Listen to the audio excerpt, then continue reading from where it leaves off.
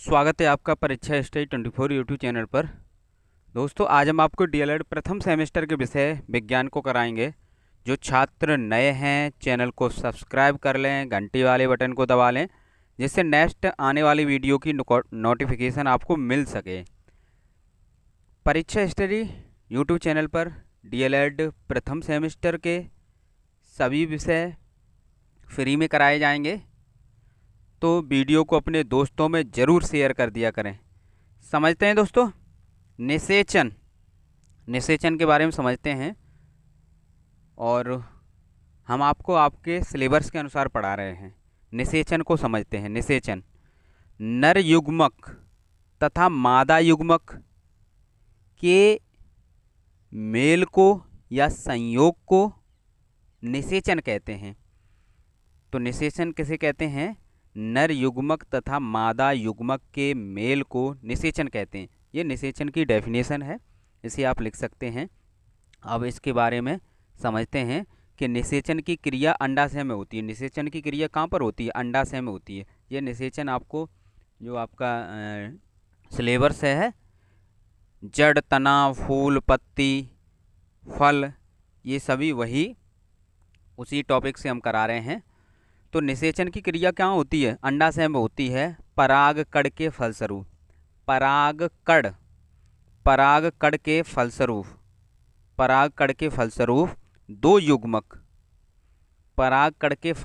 दो नर युग्मक अंडाशय में प्रवेश करते हैं।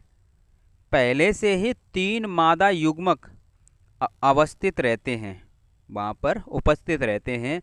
एक नर युग्मक एक मादा युग्मक से मिलकर युग्मजन बना देता है। युग्मजन बड़ा होकर जो भ्रूण होता है उसका रूप ले लेता है। भ्रूण विकसित होकर फल बनता है। बचा हुआ एक नर युग्मक 2 मादा युग्मक मिलकर किसका निर्माण करेंगे? भ्रूण कोश का निर्माण करते हैं। यह भ्रूण कोश भ्रूण को भोजन देता है। तो इस प्रकार ये निषेचन की कंप्लीट क्रिया आपने समझी कि 2 नर युग्मक होते हैं, 3 मादा युग्मक होते हैं, एक नर युग्मक एक मादा युग्मक से क्रिया करता है। ठीक है, तो युग्मनज बनाता है, और युग्मनज बड़ा होकर जो भ्रूण होता है उसका रूप ले लेता है। उसकी सुरक्षा के लिए भ्रूण कोश बनता है। वो कैसे बनता है? एक नर युग्मक और 2 मादा युग्मक मिलकर भ्रूण कोश बनाते हैं। यह क्या है? भ्रूण को भोजन देता है। तो इस प्रकार निषेचनी क्रिया आपने समझी। नेक्स्ट समझते हैं फल को देखते हैं। फल निषेचन के बाद पुष्प के मादा भाग का परिवर्तित रूप फल कहलाता है। फल की डेफिनेशन में क्या लिखेंगे? निषेचन के बाद, निषेचन की अभी आपने क्रिया समझी, तो निषेचन के बाद पुष्प के मादा भाग का परिवर्तित रूप फल कहलाता है। फल का निर्माण अंडाशय में होता है। परिपक्व अंडाशय ही फल होता है। परिपक्व अंडाशय ही क्या होता है? फल होता है। फल के भाग समझते हैं। एक तो बाहरी परत होती है जिसे छिलका कहते हैं, एक मध्य परत होती है जिसे गूदा कहते हैं, एक अंतः परत होती है जिसे गुठली कहते हैं। यदि आम का एग्जाम्पल आप लेंगे तो आप समझेंगे कि बाहरी परत यानी छिलका, मध्य परत यानी गूदा, और अंतः परत जो उसमें गुठली होती है वो बीज होता है। ठीक है, तो फल के भाग आपने समझे। फल के प्रकार समझते हैं। वीडियो को एक बार अपने दोस्तों में शेयर कर दें। फल के प्रकार समझते हैं। एक तो होता है सरस फल, एक होता है शुष्क फल। सरस फल जिसमें गूदा हो। शुष्क फल कौन सा होगा? जिसकी दीवारें शुष्क हों, सूखी हुई हों। ठीक है, जैसे आम का जो फल होता है वो सरस फल के अंतर्गत आता है, और सेम का जो फल होता है वो शुष्क फल के अंतर्गत आता है। जब सेम सूख जाती है तो वो किसके अंतर्गत आएगी? सूखे फल के अंतर्गत आएगी। तो सरस फल की डेफिनेशन में आप लिखेंगे, पकने के बाद जो फल रसदार तथा गूदे वाले होते हैं सरस फल कहलाते हैं। जैसे आम है, संतरा है। शुष्क फल पकने के बाद जिन फलों की दीवारें शुष्क हो जाती हैं उन्हें शुष्क फल कहते हैं। जैसे सेम है, मटर है। ठीक है, तो इस प्रकार आपने फल के प्रकार समझे। नेक्स्ट देखते हैं बीज। बीज के बारे में समझते हैं। बीज का निर्माण बीजांड से होता है। बीज का निर्माण किससे होता है? बीजांड से होता है। बीज के ऊपरी भाग में छोटा छिद्र होता है जिसे बीजांड द्वार कहते हैं। जब आप किसी का बीज लें, जैसे मानते हैं चना, नॉर्मली चने को तो सबने देखा ही होगा। तो चना जो होता है उसे आप पानी में भिगाते हैं, उसमें क्या है, एक छिद्र होता है, उसी के द्वारा चने में अंदर पानी जाता है। ठीक है, तो बीज का निर्माण बीजांड से होता है। बीज के ऊपरी भाग में छोटा छिद्र होता है जिसे बीजांड द्वार कहते हैं। इसी छिद्र से बीज के अंदर जल जाता है। इसी छिद्र से अंकुरण के समय मूलांकुर निकलता है और बीज को सुषुप्त पौधा कहा जाता है। ये प्रश्न पूछा गया है, सुषुप्त पौधा किसे कहा जाता है? बीज को ही सुषुप्त पौधा कहा जाता है।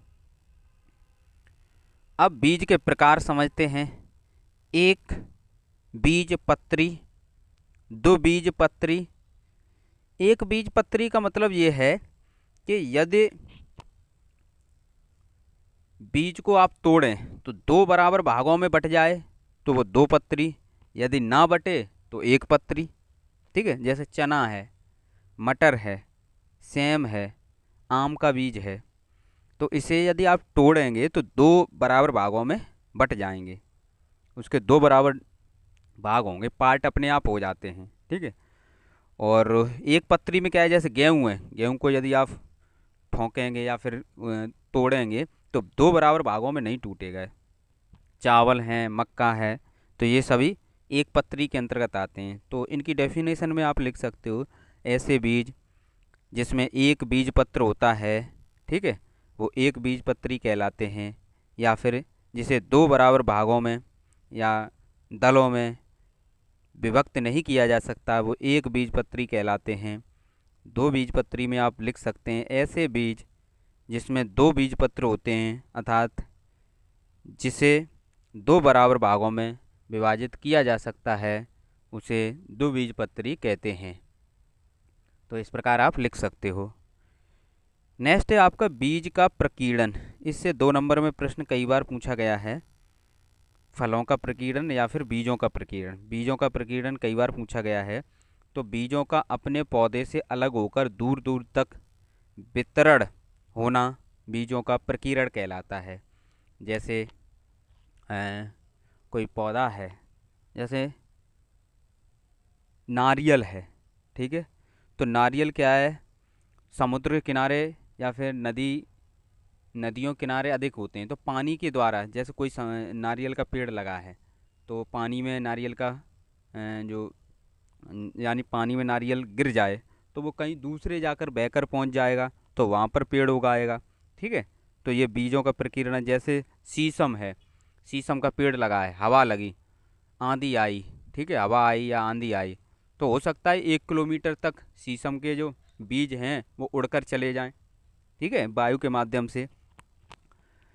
तो ऐसे ये बीजों के प्रकीर्णन की विधियां हैं, इसे समझते हैं। तो बीजों के प्रकीर्णन की विधियां, तो वायु द्वारा प्रकीर्णन किसका होता है? शीशम का, सूर्यमुखी का, गेंदा का, कपास का। जल द्वारा नारियल का, कमल का। जंतुओं द्वारा गोखरू का, मेरीगोल्ड का। मनुष्य द्वारा आम का, और भी जो फल होते हैं। स्वयं स्फुटन द्वारा मटर और सेम, जैसे मटर जब सूख जाए तो अपने आप चटकती है, तो स्वयं स्फुटन द्वारा तो बहुत दूर दूर तक बिखर जाती है। तो ये यहीं बताया गया है कि वायु द्वारा, अब जैसे लिखना है आपको हेडिंग बना करके, वायु द्वारा प्रकीर्णन। तो वायु द्वारा अपने पौधे से अलग होकर दूर दूर तक वितरण होना वायु द्वारा प्रकीर्णन कहलाता है।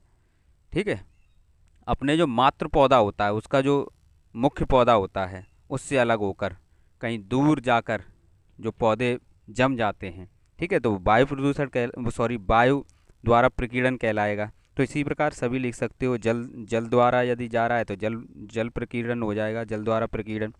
जंतुओं द्वारा जा रहा है कहीं दूर तो जंतु द्वारा प्रकीर्णन। मनुष्य द्वारा तो मनुष्य द्वारा प्रकीर्णन। इस प्रकार आप बनाना भी सीखा करो डेफिनेशन। यदि आप बनाओगे तो आपको कोई फेल नहीं कर सकता। सभी प्रश्न आप हल करके आएंगे। यदि बनाना नहीं सीख पाए तो आपको बहुत दिक्कत आएगी।